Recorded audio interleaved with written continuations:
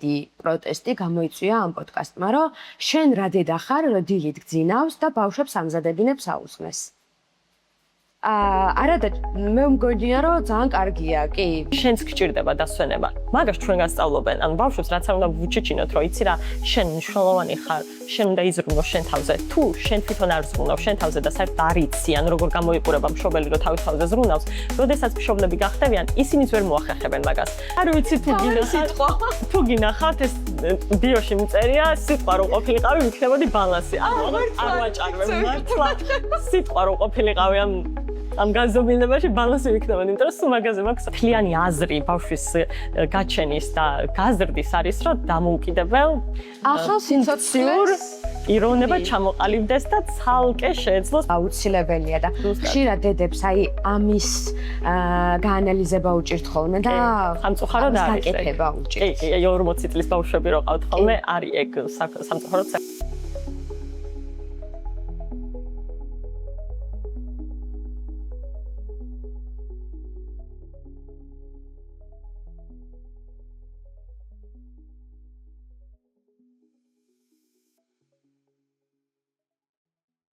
მოგესალმებით, ეს დედების პოდკასტია, მე მარიამი ვარ. დღეს ვსაუბრობ ძალიან საინტერესო თემაზე და ძალიან საინტერესო სტუმართან. ჩვენი ეპიზოდის სტუმარი არის რუსკა, ახალგაზრდა დედა და ინფლუენსერი, რომელიც ძალიან საინტერესო გამოცდილებას და თავის დაკურვებებს გვიზიარებს ხოლმე ბავშვის აღზრდასთან დაკავშირებით.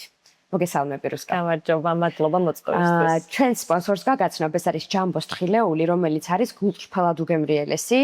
და აი პოდკასტების ყურებისას თუ ფილმების ყურებისას იდეალურია, იმიტომ რომ მე ყველაზე მეტად ხილში რასაც ვეძებ, რომ აი რომ ამოვიღებ მარცვალს, რაღაცა იმედი არ გამიცროს, რომ ან ძაღია ან რაღაც და იდეალურია, უგემრიელესი და აუცილებლად დააგემოვნე.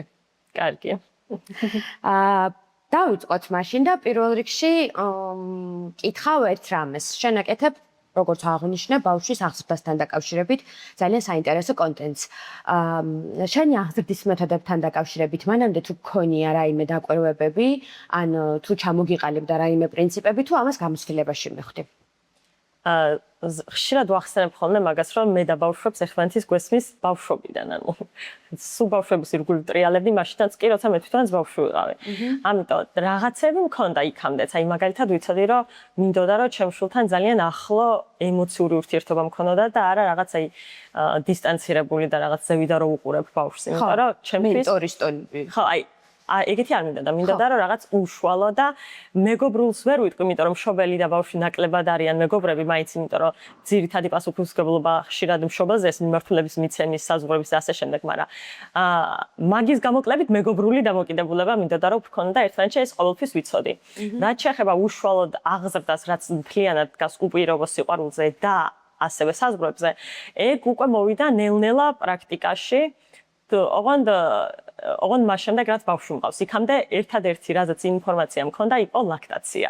ეგ იყო რაზეც აქტიურად ვეძებდი, იმიტომ რომ მინდოდა რომ ყავლოდა ბავშვი ბუნებრივ კვებაზე, ამიტომ მაგაზე ძალიან ბევრი ინფორმაციას ვეძებდი. აღზრდის მეთოდებთან მიმართებაში ნაკლებად. ეს უკვე მერე მოვიდა, როდესაც გავიცანი ჩემი შვილი, იმანაც გამიცნო და ასე შემდეგ. გასაგებია. როგორ გესმის დამოკიდებულება ბავშვი ჩემი საკუთრება? ჩემი მხრიდან მინდა დავამატო, რომ ძალიან აქტუალური საკითხი მგონია განსაკუთრებით საქართველოში, სადაც ძალიან უჭირთ ხოლმე საზღვრის გავნება და ხშირად სწორედ ასე აღიქვამენ ბავშვს, რომ მათი საკუთრებაა და როგორც უნდა ისე მოექცევიან და რასაც უნდა იმას ჩაუდებენ ბავშვს. კი. პირველ რიგში იმას აღვნიშნავ, რომ არც ერთ მშობელს გააზრებულად არ უნდა რომ რაღაცნაირად შებოჭოს, ან უარესობისკენ წაიყვანოს თავის შვილი, პირიქით ყველას უნდა საუკეთესო თავის შვილისთვის. უბრალოდ ზოგიერთი ამ საუკეთესოდ აღიქვამს იმას, რომ ყველა ნაბიჯი გააკონტროლოს, იმიტომ რომ ბავშვებს შეცდომები, კივილი, ან თუნდაც რაღაც სხვა უსიამოვნებები არიდოს თავიდან. ამიტომ ბავშვი ჩემი საკუთრება ალბათ უფრო მე SMS-ის რომ იგულისხმება, რომ ბავშვი ყველაფრისგან დავიცვათ. არ მივცეთ შეცდომის დაშვების საშუალება, იმიტომ რომ მე რეგული არ დასწყდეს, იმიტომ რომ მე რაღაც ძალიან გამოუვალ სიტუაციაში არ აღმოჩნდეს და ასე შემდეგ. თუმცა და მეორე ნაწილიც არის კიდე, რაც მგონია რაღაც ნაწილში მშობლები შეიძლება აღიქვამდნენ ბავშვს თავის შეუსრულებელი ოცნებების ან რეალობის განსახიერება და უნდათ რომ თვითონაც ვერ გააკეთეს ბავშვს შეუწყო ხელი რომ იმას მიაღწიოს რასაც თვითონ ვერ ანუ ძირითადად უფრო ესე მესმის ან გაუაზრებელი ეგეთი რაღაც ჩემი შვილის მართ ხო ჩემი შვილის რაღაც მომენტში ალბათ მქონია ან მინდოდა რომ რაღაცები ისე არ ეგრძნო რაც მე ვიგრძენი და რაც დამაკლა საერთოდ მაქედან მოდის ეს უპირობო სიყვარულის თემა ანუ მე თვითონაც მინდა რომ ანუ რაც თავიდან რაც ბავშვობაში, რამაც ბავშვობაში ტკივილი მომაყენა, ესე გაუაზრებლად და მე რომ დავფიქრდი, ეს ჩემთვის ტკივილი იყო, ეგ მინდოდა რომ არ ქონოდა. ამიტომ ჩემი მთლიანი აქცენტი ძირითადი არის უფრო ემოციური მხარდაჭერისკენ და ასევე იმისკენ, რომ საკუთარი თავი სრულად გაიცნოს და გამოხატოს ავთენტურად. ანუ მე შეიძლება ჩემ შვილში ვხედავ რაღაცა ნიჭებს და მიდრეკილებებს და ჩემი გამოცდილებით შეიძლება კარგი იყოს, რომ მაგას გაყვეს, მაგრამ მაგაზე მე გავლენა არ მქნება. თვითონ რასაც ენდობება, იმას გააკეთებ. მაგრამ აი შენი სურვილების პროექციებას თუ აკეთებ, ეს მაინტერესებს, იმიტომ რომ მაგალითად აი მე და დედა ჩემი ხშირად ვაპარაკობთ ხოლმე ამაზე და ის არა ქვია, ეხა გვუყურებს და გაეცინება, რომ მუსიკაზე უნდა და თვითონ ძალიან რო ევლო და არ უვლია. და მე აიღო და მიმატარა მუსიკაზე და მე მუსიკაზე სიარული არ მიყვარდა, არ მომწონდა და ნუ აი მატარა, იმიტომ რომ თვითონ უნდა და ეგეთი რამე გქონია შენ? დავფიქრდები, მე მინდოდა რომ მქონოდა მოკლე პასუხი არის მქონია, მაგრამ არაფერ მოქმედებას არ ვაკეთებ მაგის ირგვლივ. მინდა რაღაცეები რომ ისე გავაკეთოთ თუ რავი ერთად გქონდეს ეგ გამოცდილება რაც მე არ მქონია, მაგრამ მაინც ვაკვირდები ხოლმე ბავშვს რამდენად მისთვის არის რელევანტური, იმიტომ რომ ჩემი ცხოვრება არ უნდა იცხოვროს, ასე ვთქვათ, თავის ცხოვრება უნდა იცხოვროს. თუმცა გვაქვს რაღაცა ზოგადი წესები, რაც მხოლოდ იმიტომ, რომ ჩემს ოჯახში დაიბადა, უნდა რაღაც დონეზე დააკმაყოფილოს, მაგალითად ის, რომ რადგან ქართველები ვართ და რადგან ძალიან მიყვარს ჩვენი კულტურა და მინდა რომ ეს კულტურა ზოგადად თაობიდან თაობასაც გადაეცემოდეს, აი ქართული ტრადიციული რაღაცები რაც არის, მაგალითად ცეკვა. ეს მინდა რომ ყველა მისწავლოს ჩემ ოჯახში ვინც არის. ამიტომ რაღაც საწყისად შეიძლება შევიყვანო ცეკვაზე, მაგრამ თუ ბავშვი მეტყვის, რომ აი არ შემიძლია ეს ქართული ცეკვა, ანუ აი ყოველ დღე მეზიზღება რომ მივიდო, რომ ვიღვიძებ და აი ანუ ცხადია არ დავაძალებ არც მაგას. ნუ ეს ღირებულებების გადაცემა რა თქმა უნდა. მე მაგას ვუყურებ როგორც ღირებულების გადაცემა და არა იმას, რომ აი მე არ მივლია და არ ვიცი ქართული ცეკვა და მოდით შემაშვილმა ისწავლო. კი, არა, ღირებულების გადაცემა ნამდვილად რა ვიცი, ოჯახის ერთ-ერთი ფუნქცია, პრინციპში ესაც არის და ჩვეულებრივი ამბავია, რომ ეს რაღაც მერე შენ შულს გაუზიარო და გადასცე. როგორ უნდა დაიცვას დედამ ზღვარი სიყვარულსა და კონტროლს შორის? ისო ბავშვის დაკვირვებით, ანუ სხვათა შორის ყველაფერზე შეიძლება იქ პასუხი მქონდეს, იმიტომ რომ წინასწარ არაფერი არ ვიცით ჩვენ. არც ხვის თავში არ ვსყედვართ, ანუ ის რას ფიქრობს, რას გრძნობს, რაც არ უნდა ჭკვენები ვიყოთ და რაც არ უნდა გამოცდილები ვიყოთ, მაინც არ გვეცოდინება. შეგვიძლია რაღაცები შევთავაზოთ, ცხადია, მაგრამ როგორ მიიღებს, ეს უკვე გვაჩვენებს, რამდენად მისთვის არის საჭირო. ამიტომ ყველაზე კარგი საშუალება იმისთვის, რომ დავიცვათ ეს ზღვარი, ანუ თან ვანახოთ ჩვენი სიყვარული და თან მხარი დავუჭიროთ, მაგრამ თან გავლენაც არ მოახდინოთ უხეში მის ცხოვრებაზე, არის თუ დავაკვირდებით და შევამჩნევთ. იქნება რაღაცები, რაც ჩვენი შეთავაზებული მოეწონება და მიყვება, იმიტომ რომ მასშიც არის და იქნება რაღაცები, რასაც უარყოფს და ესეც ძალიან მგუნებრივია და უნდა მივიღოთ. სხვა გამოსავალი ფიზიკურად ანუ არ გვაქვს. მაგრამ რთული არ არის, რომ არ გაგექცეს, იმიტომ რომ შობლებს ეშინიათ კიდეც და ეს შიში ძალიან ლეგიტიმური რაღაცა მგონია, იმიტომ რომ ჩვენ ვართ დიდები და ვიცით რა საფრთხეები არსებობს, უკვე გამოცდილება მეს გვასწავლა და ზედმეტად ფრთხილები შეიძლება ვიყოთ და ზედმეტ კონტროლში გადაგვიზარდეთ. ახლა გამახსენე. მოკლედ, მე მაქვს ესეთი წესი. მშობლისა და ბავშვის ურთიერთობას ვუყურებ და ანუ ყველაზე მაღალ დონეზე ვაყენებ ზოგადად ურთიერთობას.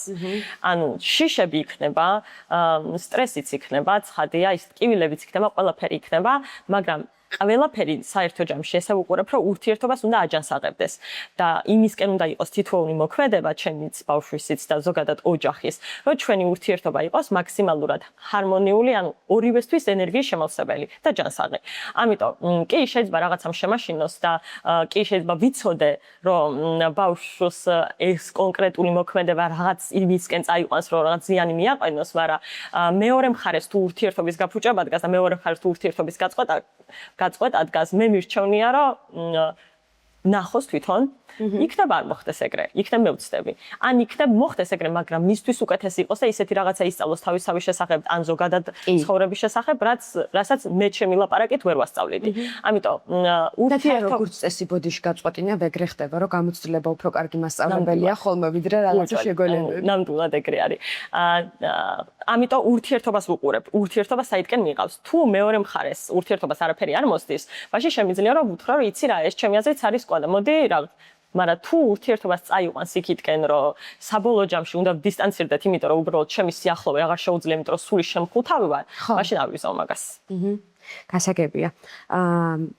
აი რა არის ამ ხრივ ყველაზე გავრცელებული შეცდომა, რასაც დედები შენი აზრით უშვებენ ხოლმე. ყველაზე გავრცელებული შეცდომა, რომელსაც მშობლები უშვებენ ხოლმე ბავშვის დამოუკიდებლობის თვალსაზრისით. ან შენ თვითონ თუ დაგიჭერია ის მომენტი, როცა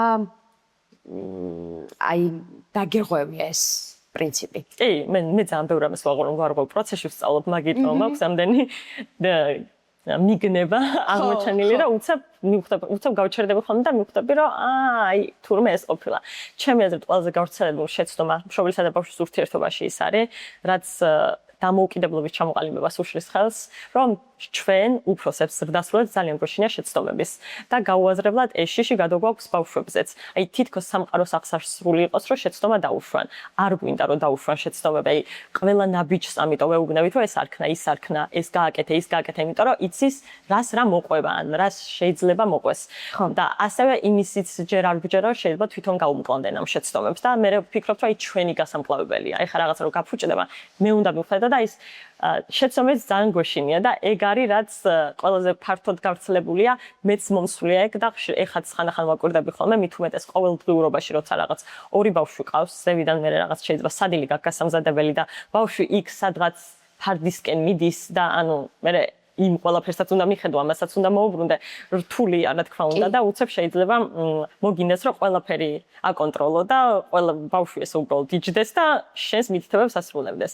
მაგრამ ძირითადად ეგრე ვერ ხდება ხოლმე, ანუ მაინც არასრულებს შენს მითითებებს და თან მაინც რაღაცები ფუჭდება, თან ზევიდან ურთიერთობაც ფუჭდება. დეთახვები.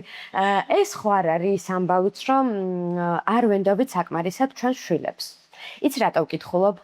მე თვითონ შემიმჩნევია ბავშვთან მიმართებაში, მაგალითად, რომ საიდანაც აპირებს გადახტომას.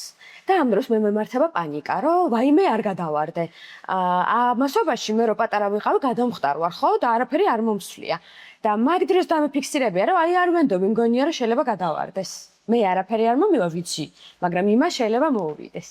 კი, არის ხოლმე. ნდობაზეც არა, უფრო ნდობაზეც არის რაღაც მხრივ, მაგრამ უფრო იმაზე, რომ არ ვიცით მისი შესაძლებლობები ბოლომდე, შეიძლება ეგერთი, ან ერთხელ რაღაც მოსვლია და უცებ გვეშინია, რომ კიდე იგივე რაღაც მოუვიდეს, ანუ შიში არის ძირითადი მოტივატორი მაგ ყველაფრის, მაგრამ საბოლოო ჯამში ბავშვის შესაძლებლობების მიმართაც რო არ ვარ კარგად ჩამოყალიბებული, რა შეუძლია, რა არ შეუძლია, ან როგორ გაუმკლავდება, ან არ გაუმკლავდება, ეგეც მოქმედებს.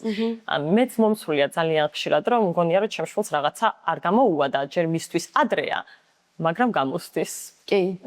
და ამიტომ ეს ბავშვს დაკვირვება და უბრალოდ ცოტა ხანი ის, ანუ უსაფრთხო დისტანციაზე ყოფნა, სადაც შეგიძლიათ რომ თან დააკვირდე ბავშვს, მაგრამ თან დაიცვა თუ ისეთ საშინელებას აკეთებს, რომ სიცოცხლეს უქმნის სიტყვაზე საფრთხეს, ძალიან მნიშვნელოვანია.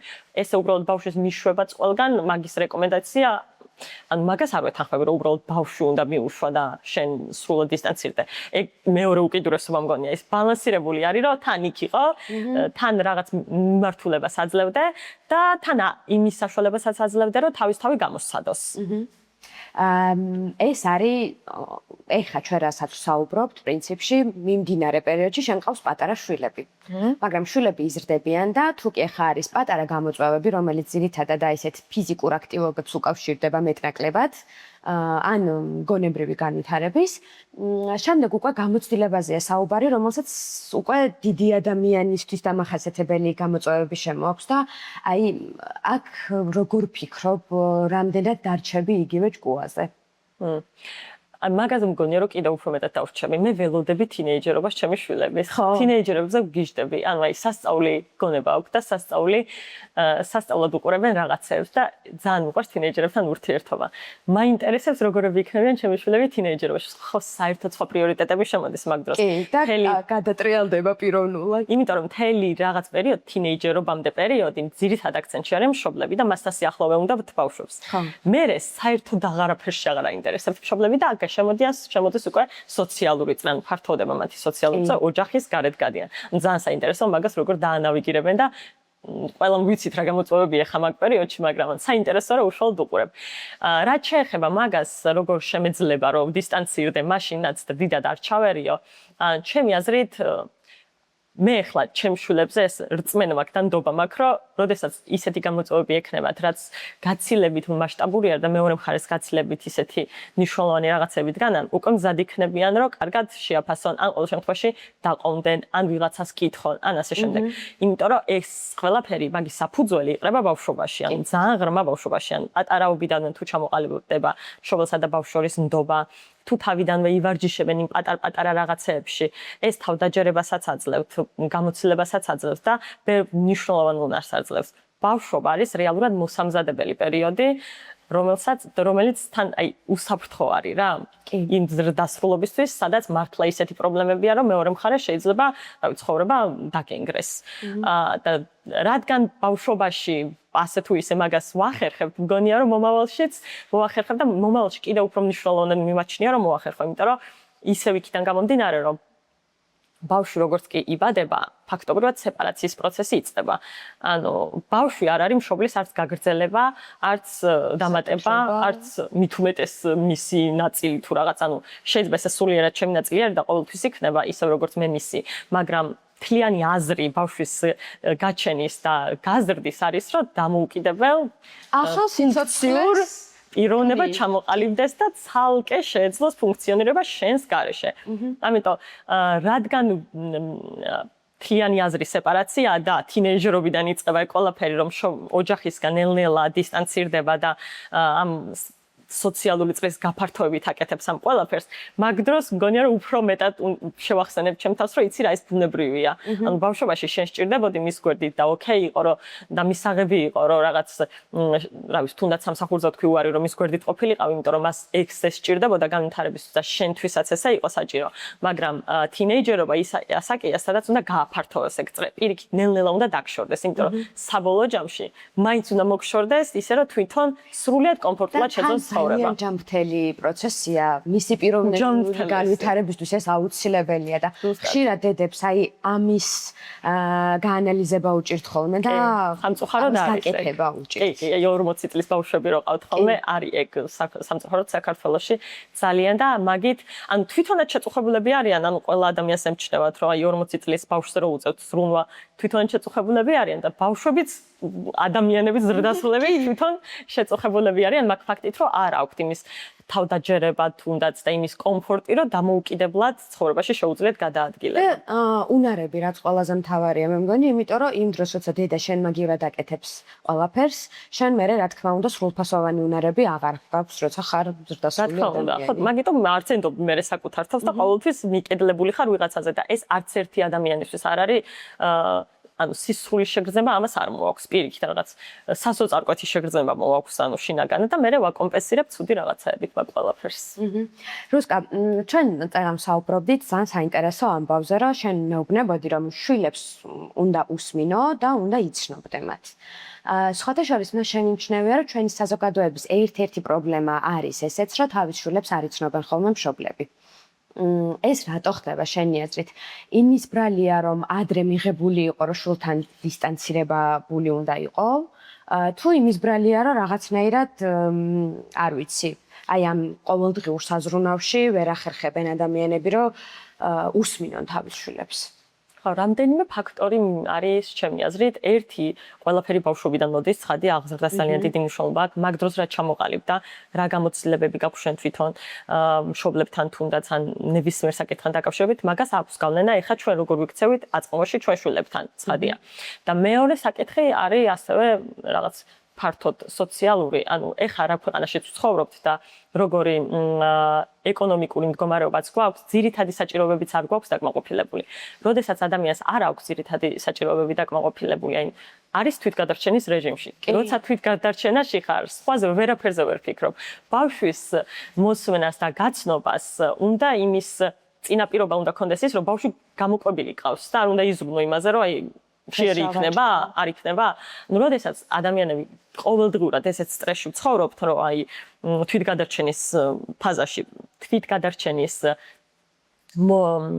თვითგადარჩენის რეჟიმში რო ცხოვრობთ ყოველდღიურად, ანუ სხვა რაღაცები უკანა პლანზე გადადის. ცოტა აი მასლოუს პირამიდა ჩვეულებრივი ჯერ ყველანი მზრუნავთ იმაზე, რომ ჭამოთ და ევროპის ქვეყნებს რო შევხედოთ მაგალითად, ან ცოტა განვითარებულ ქვეყნებს, ხო? იქაც არის საზოგადოებაში პრობლემები, ყველგან არის პრობლემები, უპრობლემო არაფერი არ არსებობს, მაგრამ ანუ ყოველ შემთხვევაში თვითგადარჩენა არ უდგათ. იქ სხვა პრობლემებია. ამიტომ იქ შედარებით ბავშვებს უსვენენ, მაგრამ შეიძლება სხვა რაღაცას არაკეთებდნენ. ანუ რამდენიმე ფაქტორისგან შედგება აუცილებლად. მხოლოდ აღზრდა ან მხოლოდ ერთი კონკრეტული არა. როგორც წესი, რაღაც კომბინაციაა ხოლმე. გეთახმები.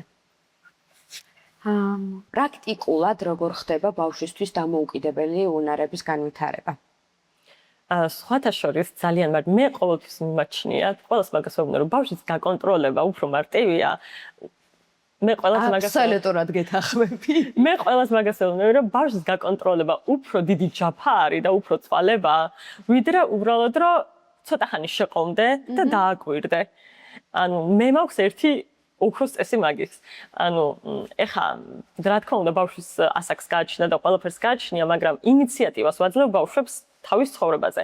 ოღონდ რას იმას არ გულისხმობ, რომ საზღვრები არ აქვთ, ანუ ყველაფერს აკეთებენ რაც უნდათ. ანუ ცხადი არა, ეგ საერთოდ დაუშვებელად მიმაჩნია. ანუ რაღაც რუტინა და საზღვრები არის ძალიან მნიშვნელოვანი სხვათა შორის ბავშვის განვითარებისთვის. ანუ მარტო უსაფრთხოებისთვის არა, ასევე განვითარებისთვისაც. მაგრამ თვითონ თავისუფლების ნაწილში, როდესაც ბავშვი იჩენს უსაფრთხო რაღაცაზე ინიციატივას. აი, უნდა რომ მაგალითად წყალთან კონდეს ურთიერთობა. აი, უნდა რომ რაღაც ჭურჭელი გარეცხოს. თუ მსხვერპლად არ მივცემ, მაგრამ მივცემ პლასმას. ან რაღაც ხეს. არამსხვრევაც, რომ თავის-თავი მოსინჯოს. ანუ თუნდაც კვებაზე, ჩემი შვილები მაგალითად 6 თვიდან ორივენი ჭამენ თავისი ხელით. ანუ ეს ხო რაღაც წარმოუდგენელი იყო ჩემთვის თავიდანაც ანამშრომელი გავხდებოდი, მაგრამ რო ვუყურებ, რომ თვითონ აქვს მიდრეკილება, იწევენ საჭმლისკენ, უნდათ რომ რაღაცები გამოსცადონ. მე ვაძლევ ამის შესაძლებლობას. ცხადია იმის ხარჯზე, რომ მე მემადგება ძალიან ჯაფა, სანამ ისწავლიან ამ ჭამას, ძალიან მოსრულია ხოლმე იქაურობა, მაგრამ მეორე მხარეს ჩემი აზრით სასარგებლო უნარი დგას თავისი ხელით, რომ იკვებებიან კარგად. ამიტომ მაგ თავისუფლებას ვაძლევ, რადგან იწევენ, ვაძლევ.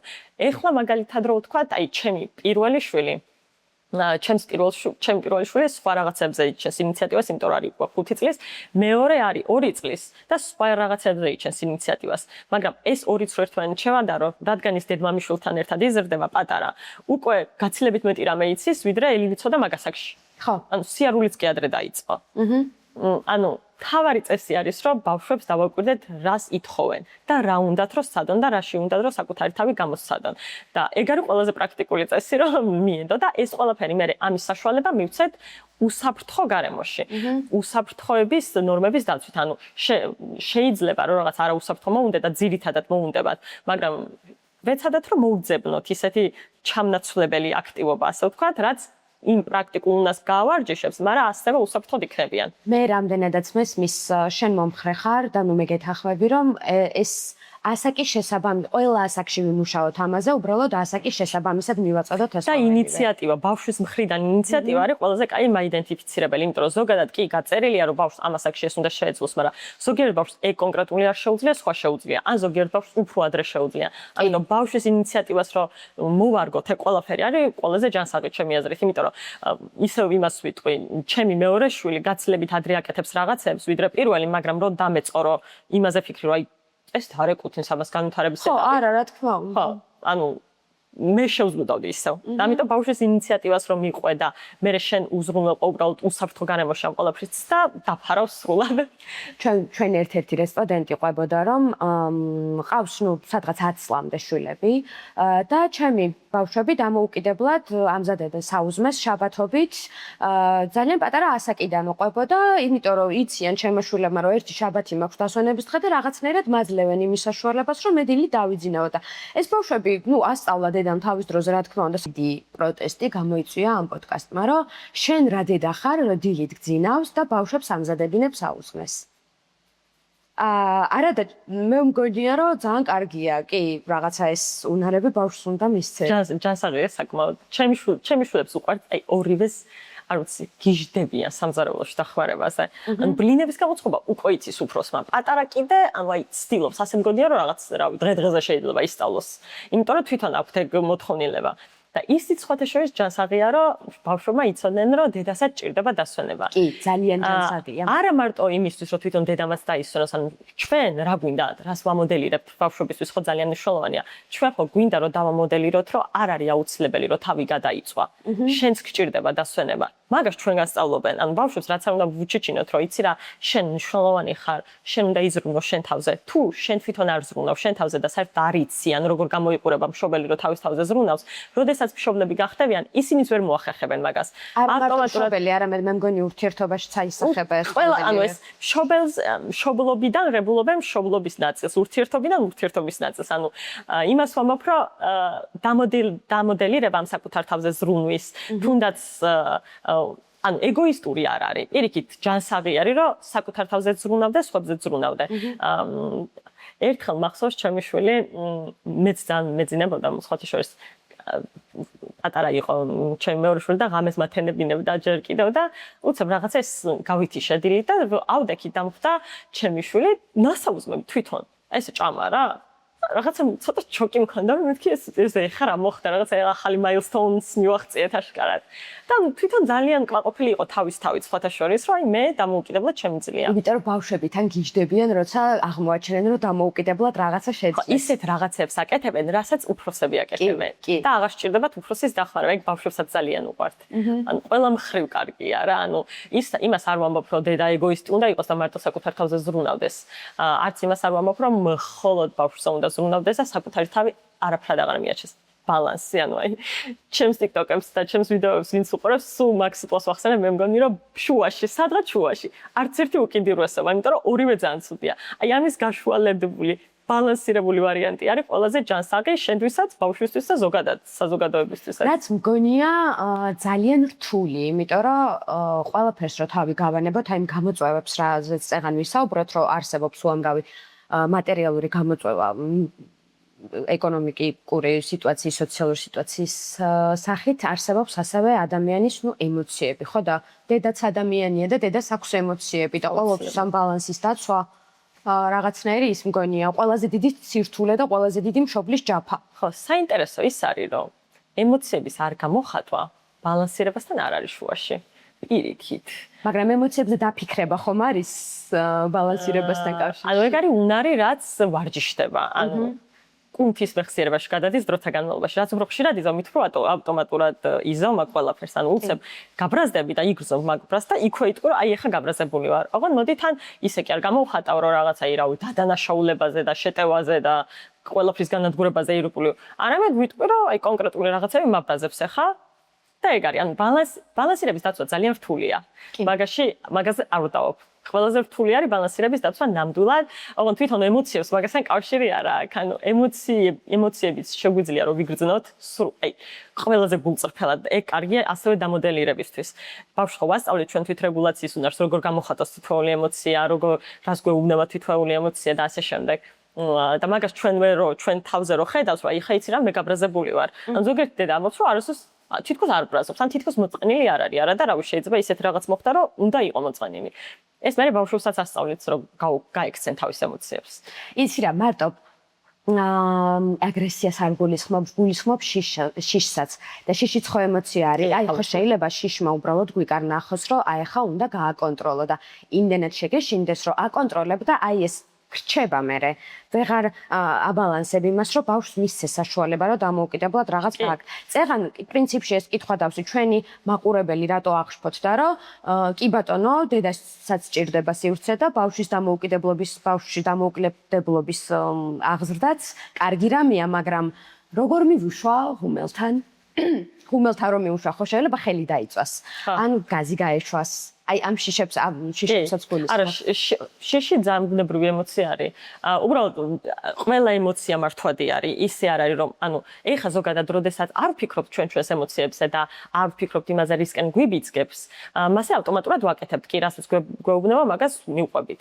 მაგრამ როდესაც პრაქტიკობ აი თვითრეგულაციის უნარში, ამაზე ძალიან ბევრი ვიდეო მაქვს, იმიტომ რომ ძალიან მნიშვნელოვანი საკითხია, რომ ბავშვებმა ისწავლონ თვითრეგულაციის უნარი. ეს ემოციების რეგულაციის და მე კონსტრუქციულად გამოხატვის უნარი. როდესაც ამაში ძალიან ბევრს პრაქტიკობ, როცა შიშს იგრძნობ, მივხვდები, რომ ეხა შიშია. ამარას მეუბნება ეს შიში, მეუბნება, რომ ბავშვი არ მიუშვა, იმიტომ რომ საშიშია, იმიტომ რომ შეიძლება დაიწვას. მე მან შენ თავს ისევ შენ თავთან გაქვს დიალოგი, ამას უნდა მივყვე, იმიტომ რომ თუ გზაზე გარბის, აუცილებლად მივყვები მაგას. ყველაფერს გავაკეთებ, რომ გზაზე არ გაიქცეს. ვიყვირებ.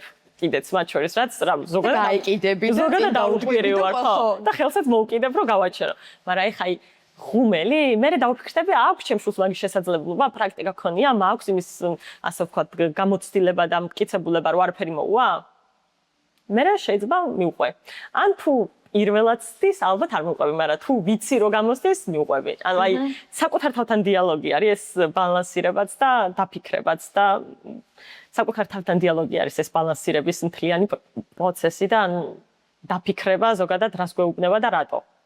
და ძალიან მნიშვნელოვანი, იმიტომ რომ როდესაც ჩვენ გვეუბნებიან, რომ აი ემოციების კონტროლზე, როდესაც ვსაუბრობთ, იქ თუ გაჩნდა რაღაცა ერთი სივრცე, ხო? დასაფიქრებელი, იქ უკვე მე ამ ყველაფრის კონტროლი და რაღაცა მწყობში მოყვანა შენს აქციელთან ძალიან მარტივი ხდება. მაგით არის მნიშვნელოვანი თვითრეგულაციის პირველი ნაბიჯი არის, რომ შეყოვნდე ცოტა ხანი. ოღონდ აი ზოგს წარმოუდგენია რომ ეხლა სად მაქვს შეყოვნების დრო ეს რაღაც კრიტიკული ხდება, მაგრამ ძირითადად არ ხდება ხოლმე ეგ ერთი და თან ძალიან ცოტა ხნით შეყოვნებაც საკმარისია. მაგით ვარ რომ სუნთქვა ერთი ჩასუნთქვა, თუნდაც შველის უკვე მაგას რომ რაღაც შენს ორგანიზმს და შენს ნერვულ სისტემას ასიგნალებ რომ არა ხარ საფრთხეში, შეგიძლია რომ ნელა ქნა და ისე უპასრო აირჩიო რასაბასფრო რეაქცია გინდა. და ძალიან მნიშვნელოვანი კითხვა ბავშვის პატივისცემასთან დაკავშირებით. როგორ დავარეგულიროთ ეს პროცესი და შენ თვითონ როგორ ახერხებ ამ ყოველივეს? ზოგადად ბავშვის პატივისცემა მე მიმაჩნია მისი საჭიროებების გათვალისწინება.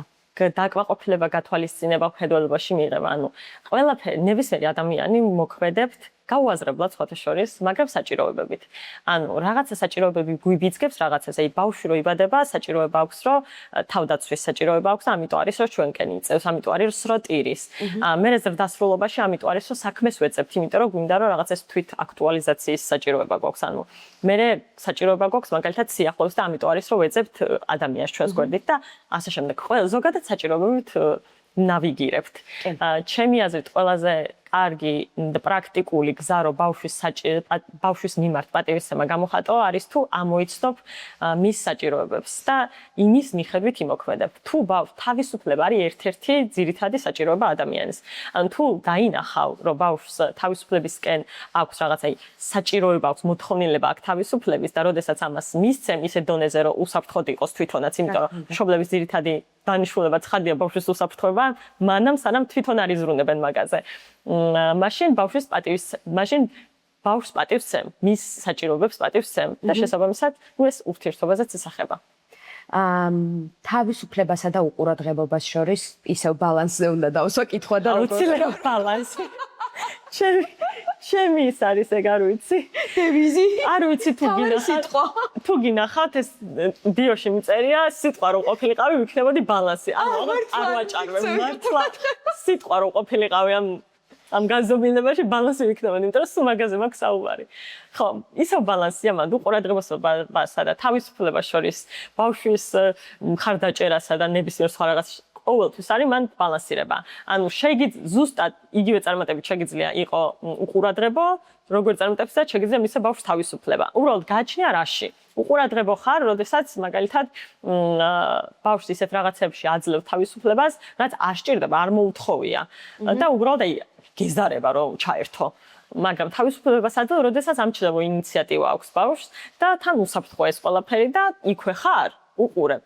რომ უსაფრთხოდ არის ბავშვი. მაგრამ თან მის საჭიროებებსაც აკმაყოფილებ. მაგალითი რომ მოგვიყვანო პატარა. ორივე სიფუ ერთ-ერთის. ერთ-ერთი. თავისუფლების თავისუფლების მაგალითი. აი მაგალითად ახლა ჩემს პატარა შვილს აქვს მოთხოვნილება, რომ დამოუკიდებლად აკეთოს ისეთი რაღაცეები, რასაც მის სასაკში თავის და არ აკეთებდა. ამიტომ მე უცებ პირველადი რეაქცია მაქვს ხოლმე, რომ მოდი, ეს შენთვის არ არის, მაგრამ მე უცებ ვამჩნევ, რომ უნდა ბავშვს, აი მაგალითად უნდა დავფიქრდე ხა. ცოტა ხანი, აი მაგალითად ეხლა ბოლო პერიოდში ქონდა ზუსტად ეგეთი. აი მაგალითად სკუტერის მოხმარებაზე. ძალიან კარგად დადის უკვე. და მაგას აკეთებს, კაი ხანია, მაგრამ ჩემი უფროსი გოგო არ აკეთებდა მაგას აქში და ყოველ ჯერზე როდესაც ბიჭი იწევდა სკუტერისკენ, შეიძლება შენთვის არ არის და ხანდახან ესე ერთი-ორჯერ ჩამოვსვი. მაგრამ კიდე მიდის ბავშვი იქითკენ, ანუ უნდა რომ წავიდეს. და მაგ დროს უკვე მოდი აბა ცადოს, ვნახოთ რა გამოუვა.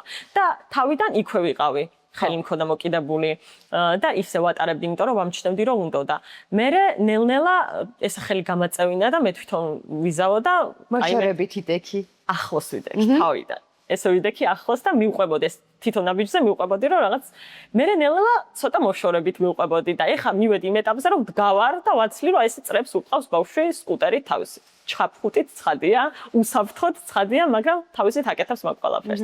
ეტაპობრივად. ხო, ძალიან კარგი მაგალითი იყო. რუსკა, თემა არის მართლა ამოუწურავი. მე მგონი რაღაც რამდენიმე პოდკასტი უნდა ჩაწერო ამ თემასთან დაკავშირებით, რომ რაღაცა დავიწყო ჩემი პოდკასტი ზოგადად ალზრდაზე. ძალიან ხანია მინდა იმედია მოვახერხებ. ძალიან საინტერესო იქნება, დარწმუნებული ვარ, იმიტომ რომ კონტენტი მართლა ძალიან საინტერესო გაქვს და წინასწარ გისურვებთ წარმატებით. მადლობა.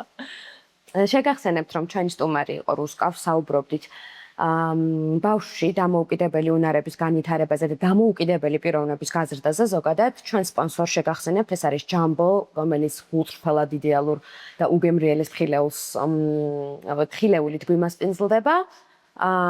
დაელოდეთ დედების პოდკასტ ყოველ ორ შაბათს და გახდით ჩვენი გამომწერები YouTube-ზე და სოციალურ ქსელებში. დიდი მადლობა.